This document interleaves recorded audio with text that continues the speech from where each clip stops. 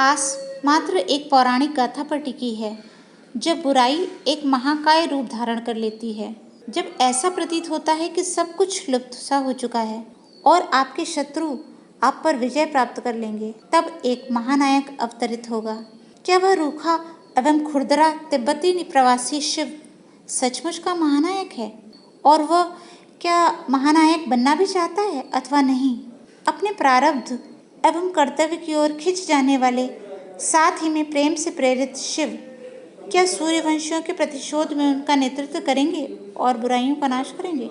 लेखक अमीश त्रिपाठी के द्वारा लिखी गई शिव रचना त्रयी की प्रथम पुस्तक मेलुहा के मृत्युंजय के कुछ अंश आज आपसे साझा करते हैं। तो चलिए शुरुआत करते हैं। 1900 ईस्वी पूर्व, जिसे आधुनिक भारत सिंधु घाटी सभ्यता के नाम से जानता है, उस समय के निवासी उस भूमि को मेलुहा के नाम से पुकारते थे। इस साम्राज्य की स्थापना भारत के सबसे महान सम्राट प्रभु श्री राम ने करी थी, कई शताब्दियों पूर्व। जबकि पौराणिक चमत्कारों वाले शिव इस कथा के लोक नायक नहीं है, बल्कि एक साधारण मनुष्य है जो कि अपने गण कबीलों को एक बेहतरीन जीवन देने के लिए एक समृद्ध साम्राज्य मेलुहा में प्रस्थान करते हैं, जहाँ पर शिव को सोमरस दे दिया जाता है, जिससे उनका कंठ नीले रंग का हो जाता है, जो मेलुहा वासी के दुखों का नाश करके उन्हें मुक्ति दिलाएंगे। अब समृद्ध मेलुहा का दुख क्या है? शिव उनके दुखों का निवारण कैसे करेंगे? ये जानने के लिए तो आपको उपन्यास पढ़ना ही पड़ेगा। अमीश त्रिपाठी की मेलुहा के मृत्युंजय और इसके सभी कड़ियाँ हिंदू धर्म के सबसे ज्यादा पूजे जाने वाले देव महादेव की एक आदमकद रचना है। धार्मिक गाथाओं को मानवीय घटनाओं से जोड़ते हुए यह पुस्तक रोचक स्वरूप में लिखी गई है कि जिसको व्याख्यान थोड़े से समय में करना बड़ा मुश्किल है। सारी कड़ियाँ इस प्रकार से जोड़ी गई हैं कि धार्मिक गाथाओं से जुड़े रहने के बावजूद जो है से सुनने वाले या पढ़ने वाले पाठक इससे विमुख बिल्कुल भी नहीं हो पाएंगे। हालांकि पुस्तक की मूल पते जो है वो इंग्लिश में आई है फिर भी, और हिंदी के पाठकों के लिए ये हिंदी में भी उपलब्ध है। एक उत्कृष्ट रचना। जबकि पौराणिक चमत्कारों वाले शिव इस कथा के लोक नायक नहीं है, बल्कि एक साधारण मनुष्य है जो कि अपने गण कबीलों को एक बेहतरीन जीवन देने के लिए एक समृद्ध साम्राज्य मेलुहा में प्रस्थान करते हैं, जहाँ पर शिव को सोमरस दे दिया जाता है, जिससे उनका कंठ नीले रंग का हो जाता है, जो मेलुहा वासी के दुखों का नाश करके उन्हें मुक्ति दिलाएंगे। अब समृद्ध मेलुहा का दुख क्या है? शिव उनके दुखों का निवारण कैसे करेंगे? ये जानने के लिए तो आपको उपन्यास पढ़ना ही पड़ेगा। The immortals of Meluha. इस पुस्तक को खूबसूरत कल्पना के सहारे से देवों के देव महादेव को और भी वास्तविक रूप से दर्शाने का प्रयत्न कहा जा सकता है।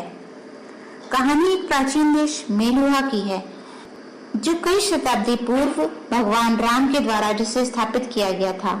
अमीश त्रिपाठी की शिवत्रयी सीरीज का दूसरा उपन्यास है द सीक्रेट ऑफ नागाज। इस साल सबसे ज्यादा चर्चा में रहा ये उपन्यास the secret of the Nagas एक ऐसे रहस्यमय साम्राज्य से परिचय कराता है जहाँ हर चीज में मुखौटे पहने हुए हैं और हर जगह कोई गहरा राज छुपा है। मेलुहा के मृत्युंजय के अंत से इस उपन्यास का आगाज होता है। नागाज जो है सती पर हमला बोल देते हैं और मेलुहा के रक्षक शिव अपनी पत्नी को बचाने में कामयाब होते हैं। नागाज जाते जाते एक सिक्का छोड़ जाते हैं और उस सिक्के के दम पर शिव नागाज का रहस्य पता करने के लिए निकल पड़ते हैं। सती कार्तिक को जन्म देती है।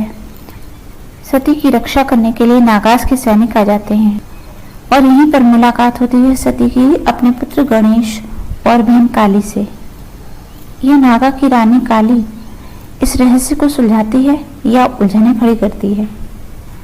तीसरी और अंतिम कड़ी द ओथ ऑफ वायुपुत्राज में सीक्रेट ऑफ नागाज के अंत से जो कहानी शुरू होती है ना, इसमें पता चलता है कि वास्तव में सोमरस ही सारी मुश्किलों की जड़ है। इसीलिए शिव सोमरस का सेवन करने वालों के खिलाफ युद्ध छेड़ देते हैं। शिव युद्ध के लिए वायुपुत्र से संपर्क करने के लिए जाते हैं, पर युद्ध के अंत तक शिव की पत्नी सती की हत्या हो जाती है। गुस्से में शिव मेलुहा और सोमरस का नाश कर देते हैं। इस प्रकार सोमरस और मेलुहा का इतिहास से हमेशा हमेशा के लिए नामो निशान मिट जाता है। आज का वीडियो आपको कैसा लगा हमें हमारी कमेंट सेक्शन में ज़रूर बताएं और अगर पसंद आया तो please like share and subscribe करना बिल्कुल ना भूलें। Thank you very much.